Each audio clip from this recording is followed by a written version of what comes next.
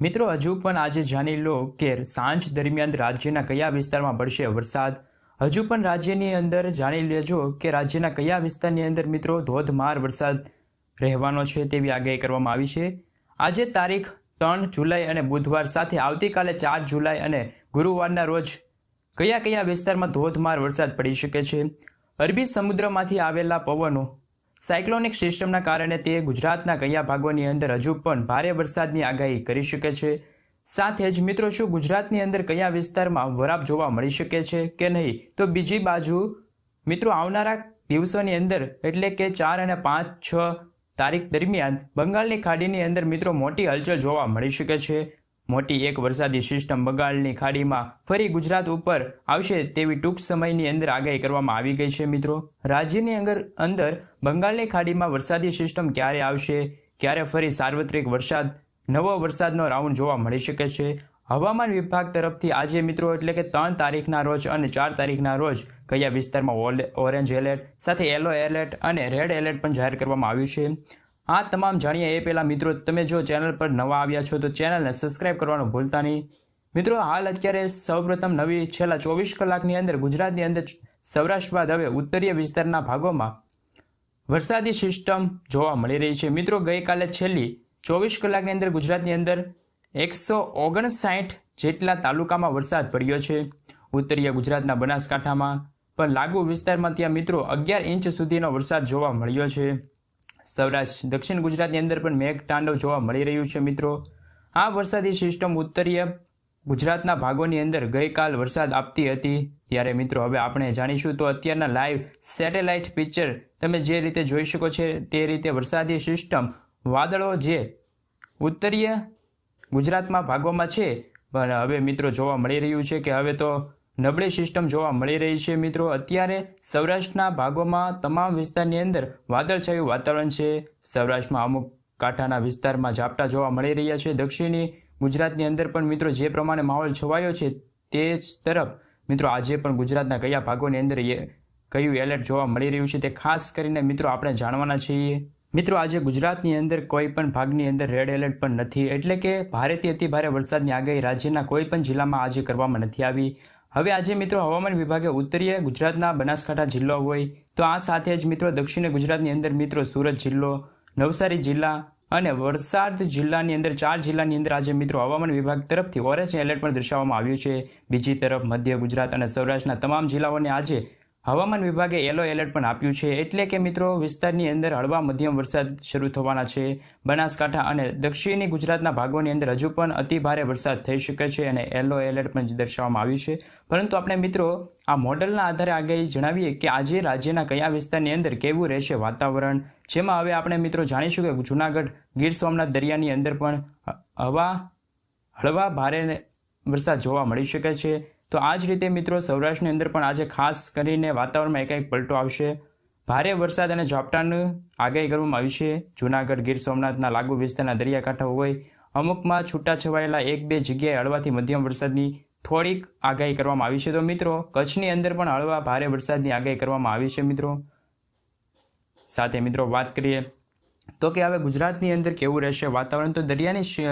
સિસ્ટમમાં કારણે દક્ષિણ ગુજરાતના જે લાગુ વિસ્તાર છે, ગુજરાતના જે દરિયાકાંઠાના વિસ્તારો છે, સૌરાષ્ટ્રના વિસ્તારો છે, દ્વારકા વિસ્તાર છે, ગીર સોમનાથ, મહુવા, ભાવનગર, અમરેલી જે લાગુ વિસ્તાર છે તે આજ મોડી સાંજે છે તે વરસાદ વરસી શકે છે। મિત્રો અમુક વિસ્તારની અંદર હળવાથી લઈને મધ્યમ સુધીનો વરસાદ જોવા મળી રહ્યો છે। સાથે જ બીજી તરફ વડોદરાના લાગુ વિસ્તારથી છોટા ઉદેપુરથી લઈને મધ્યપ્રદેશના ગુજરાત છે તે પૂર્વ લાગુના સરહદી વિસ્તારની અંદર પણ આજે મિત્રો હળવાથી લઈને મધ્યમ વરસાદ સુધીનો વરસાદ જોવા મળી શકે છે। સાથે જ મિત્રો બાકી ઉત્તરીય ગુજરાતના વિસ્તારની અંદર પણ હવે બનાસકાંઠા હોય કે સાબરકાંઠા લાગુ વિસ્તાર હોય, મહેસાણા, પાટણથી લઈને વિસ્તારની અંદર મિત્રો હળવાથી ભારે વરસાદના ઝાપટા જોવા મળી શકે છે।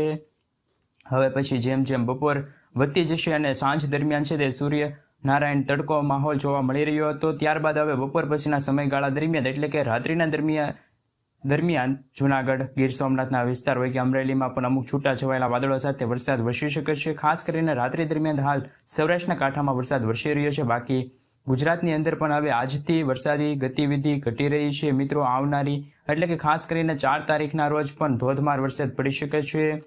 ગુજરાતની અંદર વરસાદનું જોર વધી રહ્યું છે। મિત્રો સાથે મિત્રો વરસાદ એકદમ બંધ થતો જોવા મળી રહ્યો છે સૌરાષ્ટ્રની અંદર આવતીકાલે પૂર્વ સૌરાષ્ટ્રના લાગુ વિસ્તાર અને બોટાદ ભાવનગરના ઘણા વિસ્તારની અંદર પણ ફરી એક સારો વરસાદનો સંકેત જોવા મળી રહ્યો છે મિત્રો જે મધ્ય ગુજરાતના લાગુ વિસ્તારની અંદર તો આગામી દિવસોની અંદર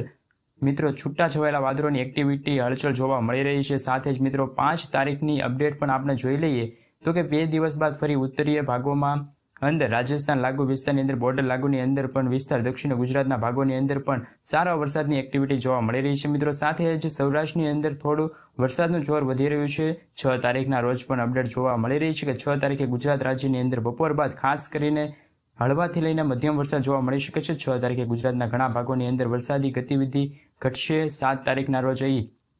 જોઈ શકાય એ રીતે ગુજરાત રાજ્યની અંદર વરસાદની ગતિવિધિ જોવા મળતી રહેશે પરંતુ મિત્રો ખાસ બંગાળની ખાડીમાં વરસાદી સિસ્ટમ આપણે જણાવી દઈએ કે ખાસ કરીને ધોધમાર વરસાદ પડી શકે છે ખાડીમાંથી એક વરસાદી સિસ્ટમ આકરા પામતી જોવા મળી રહી છે મજબૂત બનતી ગુજરાતની સિસ્ટમ છે તે ભારત સુધીના વિસ્તાર સુધી આવશે 9 તારીખના રોજ આ સિસ્ટમ મિત્રો ખાસ કરીને મધ્યપ્રદેશના ગુજરાતના મધ્ય પૂર્વ ગુજરાતના લાગુ વિસ્તારમાં એન્ટ્રી મારશે વાદળો અને જેને લઈને 9 અને 10 તારીખ 11 તારીખની અંદર મિત્રો ગુજરાતની અંદર ફરી એકવાર વરસાદી સિસ્ટમ જામશે જેના કારણે સમગ્ર ગુજરાતમાં ફરીથી વાદળછાયા વાતાવરણ વચ્ચે વરસાદની શરૂઆત થશે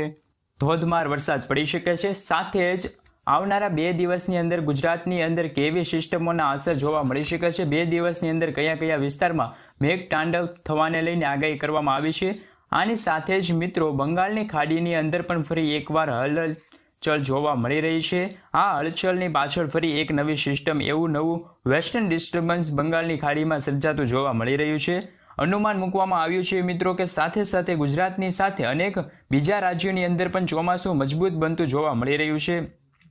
રાજ્યોની અંદર આજે મેઘ મહેર જોવા મળી શકે છે સાથે આગામી કલાકોની અંદર ધોધમાર વરસાદની આગાહી કરવામાં પણ આવી છે તો ગુજરાતના કયા જિલ્લાઓની અંદર આજે કેવો વરસાદ જોવા મળશે એ અંગેની વિસ્તૃત માહિતી મેળવીએ મિત્રો તો સિસ્ટમ ગુજરાતની અંદર ટકરાવવાની સાથે જ સૌથી વધારે આની અસરો સૌરાષ્ટ્રના વિસ્તારો છે દક્ષિણ ગુજરાતના વિસ્તારો છે સાથે દરિયાકાંઠાના વિસ્તારોમાં ધોધમાર પવનો ફૂંકાઈ શકે છે સાથે ધોધમાર વરસાદ પણ પડી શકે છે મિત્રો સૌથી વધારે ઘાતક આજે દેવભૂમિ દ્વારકાનો વિસ્તાર છે મિત્રો સયાલાનો વિસ્તાર અને જામનગરના વિસ્તારની અંદર અત્યંત ભયંકર અને ભારે જોર જોવા મળી રહ્યું છે આટલા વિસ્તારની અંદર રાત્રિ દરમિયાન વહેલી સવારથી લઈને